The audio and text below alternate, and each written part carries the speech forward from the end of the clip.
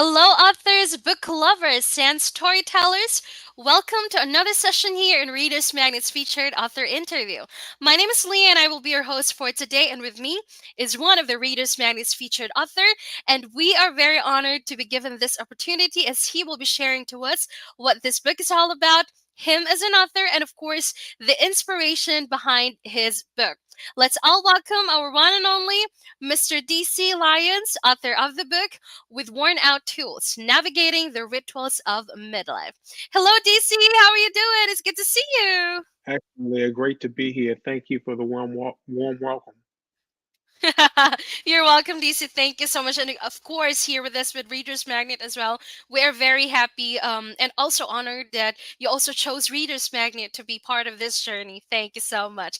Okay, but before we tackle more information about your book, DC, why not maybe give us a bit of information about who you are as an author? So, yes, will you please introduce yourself to us? A- Absolutely. My name is DC Lyons. I'm based here in the middle of the country, Oklahoma City, Oklahoma. Originally from Petersburg, Virginia. I grew up in a very small town. Had the opportunity to go to a great school, George Mason University. Kind of refined my writing there. And my this book with One Our Tools is my second book. My first book was A Mm. Day in the Life of a Skilled Nursing Facility. I have a lot of writing about my experience in being a patient. I was a corporate executive, and through some changes in my life, I had to leave corporate America and start kind of my journey of being a below knee amputee. Well, that is very interesting. So that means that you creating this book is also based on your experience. So It it's is, your life. Wow. Okay. Thank you so much for that information, DC. And yes, it's about time to tackle more information about your book. But before we do that, do you have your book with you right now? I Will you do, please I show do. it to our viewers? Okay, there you have everyone. The book of Mr. DC Lyons with worn out tools. Okay, thank you so much for that, DC. And yes, DC, on your book, I wanted to start with the title, with worn out tools. Can you tell us what that's the title mean? When did you start this book? What's the inspiration behind you creating this book? Great question, Leah. This book, I wrote this when I was going through my rehabilitation for my first below knee amputation. The title comes from the poem "If" by by Rudyard Kipling. There's a stanza in the poem. There's a lot of great quotes in that poem, but the stanza says, "If you can if you can take one heap of all your winnings, I'm sorry. If you can if you keep your head when all about you are losing theirs and blaming it on you, you can trust yourself when all men doubt you, yet make allowances for the doubting too." And the poem goes on to talk about uh, if you can make one heap. I'm sorry. If you can, I'm sorry. Just going out of my It's head. okay. But it comes It's all right. it comes from the poem "If." Mm. Okay, so this is where the story coming from. It's based on your experience. And can you tell us more about that? You mentioned earlier about this specific condition. What was that again? So I'm a below knee amputee, and prior to Below this, apathy. right? What is that? Mm-hmm. Well, I had my leg because of conditions, diabetes. I had Mm. my leg amputated below my knee to save my life. Uh, as you see in the book, we talk about the incident that happened. I was Mm. I was on a walk doing some exercise, and I got a small cut on my left heel, and because of that cut on my left heel and my diabetes, I had to have my left knee amputated below my sorry, have my left leg amputated below my knee to save my life Mm-hmm. because there was poison getting into my leg based on that cut. So my my uh, I'm sorry, Mm. my Okay, mm, it's all right. Mm-hmm. Okay, so the way I understand this condition, I mean, it's not condition, but it's a process that you need to do for you to be cured on that specific condition, which is diabetes. That's correct. Well, because of the cut on my leg. So when you're diabetic, you have bad circulation, and I had Mm-hmm. really bad circulation, especially in my lower extremities. So in Right. order, when I got this cut on my leg, Mm-hmm. my foot was injured, and there's not a lot of blood in the heel of your leg, in the heel of your foot. So I had to have my lower leg amputated to really save my life, to really because there was no blood flow and the blood was being contaminated. Right, I see. So it's actually a process for you to enable for you to walk, to stop the bleeding, to keep the blood circulation. Wow, Right. that is very interesting journey, DC. And I believe that this is also one of the reason why you chose to write this book because there's a lot of, I know that you're also struggling with that specific condition. Your faith was tested, right? So this is also the story behind you creating this book. And when did you start jotting down notes? When did you decided to, hey, I really wanted to put this into writing, my experience, I wanted to share this to among as many people as possible? When did it started? Yeah, I was when I was going through the process uh, of recovering, I started jotting Mm-hmm. down some notes and telling little stories about my experience being in a nursing home. So I wrote a ebook called uh, a Day in the Life as in a Skilled Nurse Facility. And Mm, I got a lot of interest from the ebook, and a lot of people were responding to it and really connecting with people. I live in the middle of the country, but I'm from back east. I'm from the East Coast, so I was really connecting with people there, and had an opportunity to really share my story. And from that, I started writing my notes about with worn out tools. Also, Leah, I was in dialysis. And if you know anything about mm, dialysis, right. dialysis at that time, I was taking dialysis 3 times a week for 4.5 hours a day. So I had a Oh. lot of time to really walk or to really think and and write and really get my thoughts out.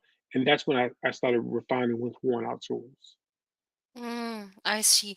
Whoa, this is really such, let's say, a remarkable journey, on what you have experienced from the past, from these, these circumstances in the life. So I believe that the fate was also tested. And did you ever question yourself, DC, why do I need to go through with this? Is Absolutely. I there question. some time? Mm-hmm. Yes, can you tell us what happened on that journey? Hey, why do I need to face these struggles? And I believe that that is also where you got these these power right now of having that specific faith that can really that I can tell that it did really bring you closer to the parts of your also self of yourself that also needs attention, validation, right? So can you tell us more about that, the journey of you facing these struggles? What happened? Yeah, absolutely. Uh, the book starts with me celebrating my 50th birthday, and you're pretty young, but which is great. But when you're getting 50, everybody's turning 50, all your classmates, all your Mm-hmm. friends, and I've been having this great career and having this great life. It really goes through the process of my travels in my career and the things I was accomplishing. But this illness or this incident or this cut on my foot really put a damper on that whole process. And it makes when you ask me a question about faith, it makes you start to question your faith in all your dreams, all the things that you accomplished up to that point. But I started writing, I started thinking about why I experienced these things in my life. And you start to hold on to all those things that you care about, your relationships, your faith. You start to hold on to all the things that you learned, and you really realize you've been prepared for it your whole life. But you had to really dive into that journey, dive into that process of coming back. And that's what this book is for, Leah. People who are making a Right. comeback, whether it's a comeback from illness like me, or come back from divorce, or come back from losing a job. Everybody has to face it, and that's what this book really delves and gets into. Wow, I like that, DC.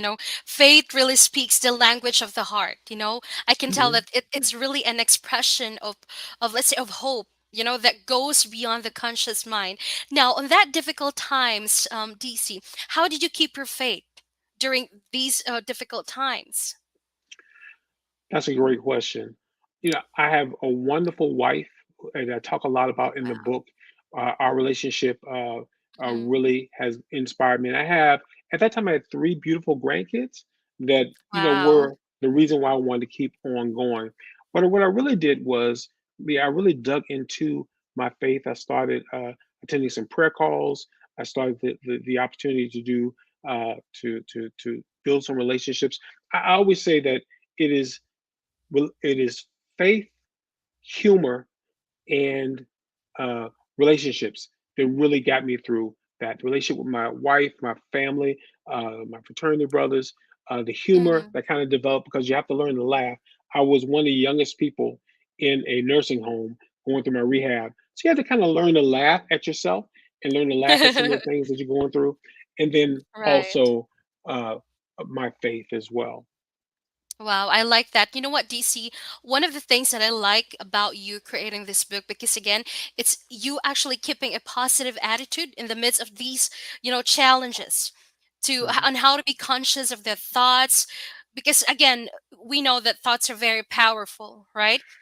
They And how to are. practice gratitude, and we all have something. At the end of the day, we need to have that something to be thankful for. Surround yourself with the people, the things that support a positive attitude towards you. I like that. You having your family, and this is great. This is amazing. I like that, DC.